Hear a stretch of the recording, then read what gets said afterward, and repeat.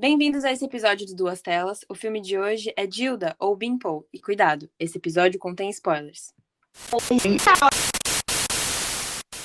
Oi pra todo mundo, meu nome é Giovana Canteiras. E eu sou o Hugo. E hoje a gente vai estar falando do filme Beanpole. O filme foi lançado em 16 de maio de 2019 e possui como gênero drama ou guerra. O filme é uma produção russa, portanto os nomes são muito difíceis de pronunciar, a gente vai fazer nosso máximo. A direção é de Kantemir Balagov, música Yevgeny Galperin, roteiro é de Kantemir Balagov, diretor, e Alexander Terekov. O filme tem 137 minutos, o que corresponde a 2 horas e 17 minutos.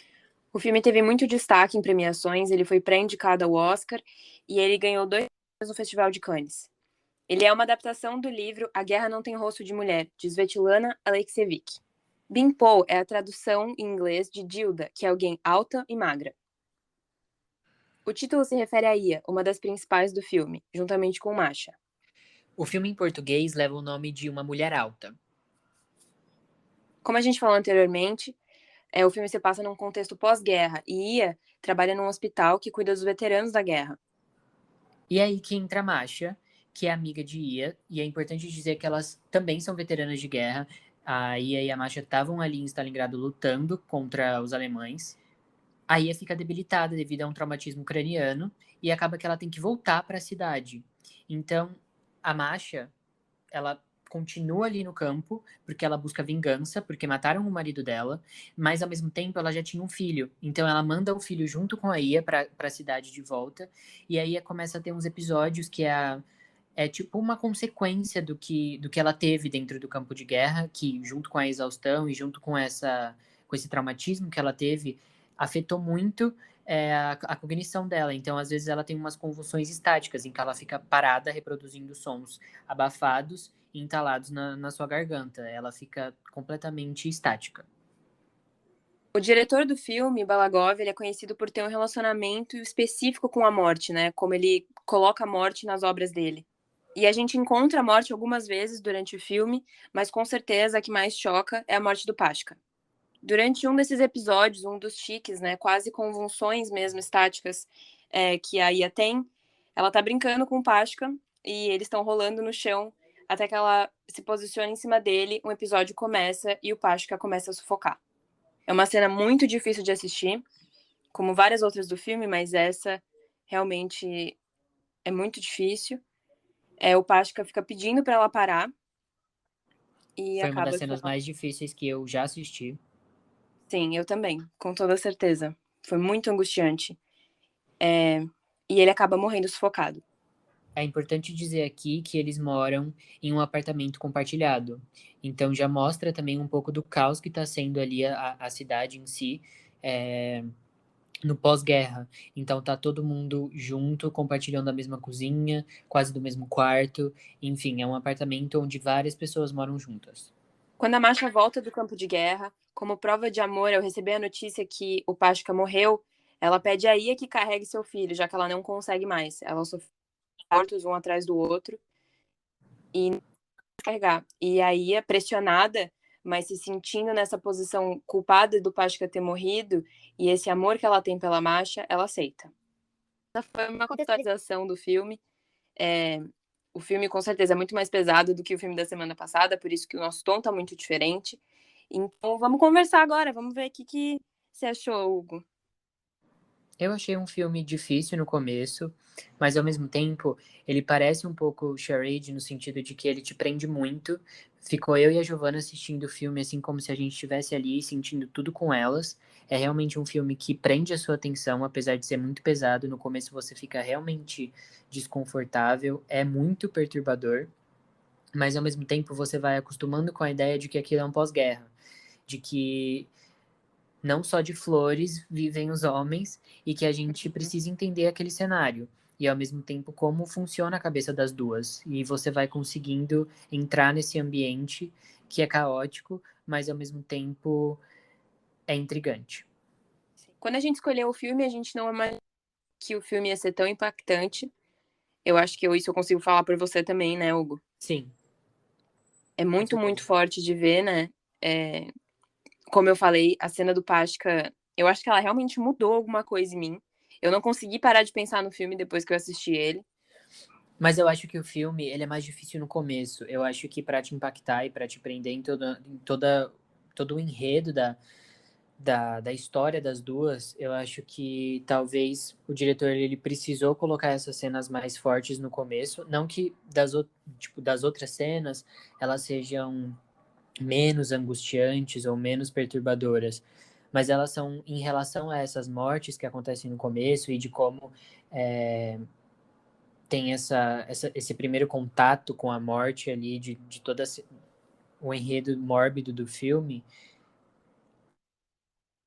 acostumando, entre aspas, e entrando na história junto. E como eu falei, eu acho que antes a gente vai entendendo o que está acontecendo e entendendo o cenário.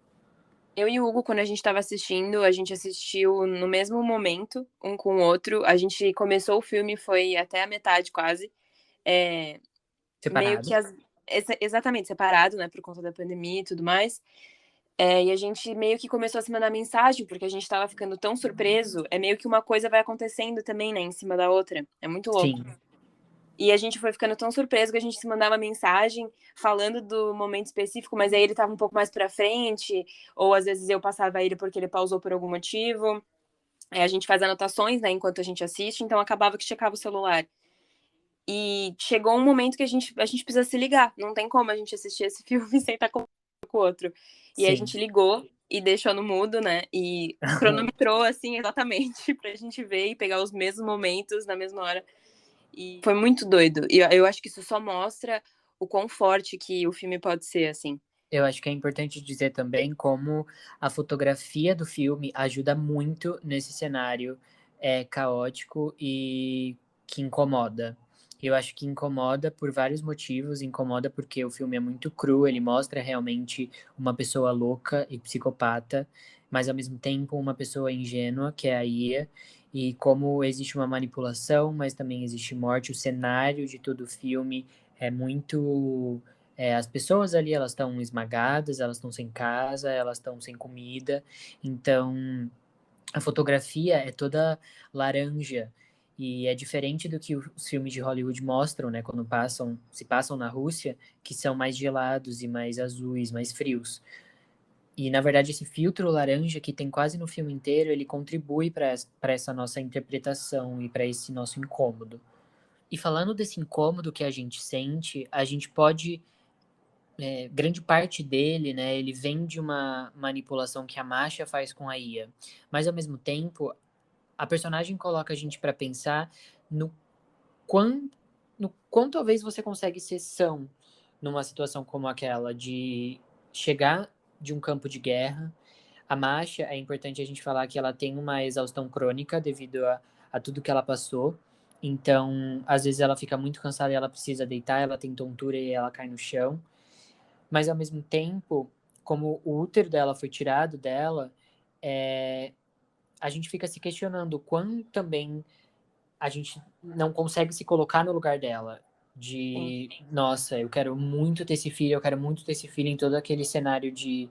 Ela até fala, uma cena assim marcante do filme é de quando o médico vai perguntar para ela e vai falar: não, você não tem como engravidar, você não tá grávida. Ela fala: e se for um milagre? Tipo, ela acredita realmente que ela tava grávida e que as coisas iam acontecer e que iam curar ela. Ela mesma fala: eu preciso disso para me curar. Uhum. Então, esse desejo de amor dela, a gente também acaba. Eu não consegui me identificar assim, mas eu fiquei me questionando também. Ai, achei ela louca, mas ao mesmo tempo, nossa, e se fosse eu ali, não sei. Sim, você acaba se sensibilizando com a situação inteira, né?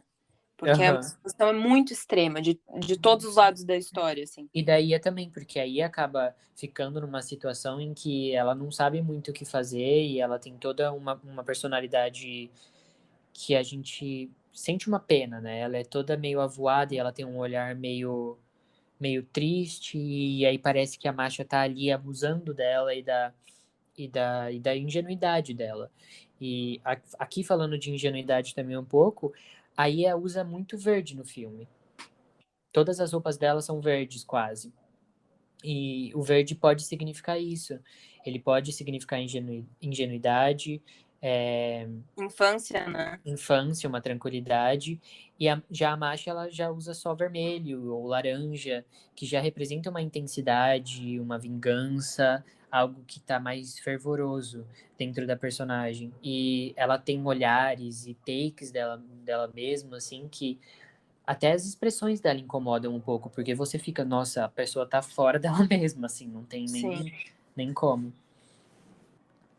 Seguindo o padrão que a gente no episódio passado, a gente dá uma nota, né, pro filme. A gente falou de 1 a 5. E, Hugo, qual que é a sua? 5, com certeza. A minha também, 5. Como o filme é forte, ele é diferente, ele é intenso, ele é muito encantador também. Ele te enfeitiça, assim, você fica totalmente sugado por aquilo. Então, 5. Dessa vez, como é um filme muito mais sério e mais novo, a gente não conseguiu trazer curiosidade pra vocês. Então não vai ter o Hugo reagindo a nada, mas a gente promete tentar achar nos próximos. Mais uma vez, a gente assistiu esse filme pelo MUBI. Que a gente sempre vai indicar e vai pedir patrocínio dessa plataforma. Sim. A gente espera também que vocês realmente vão atrás e consigam assistir esse filme, porque vale muito a pena. É uma história que realmente te deixa pensando depois. Não é só um filme que, eu vou assistir aqui. Não, ele é bem pesado mesmo, mas ao mesmo tempo ele vale a pena. Ele te deixa uma reflexão. Sim, a gente espera que vocês tenham gostado, gente. Até o próximo.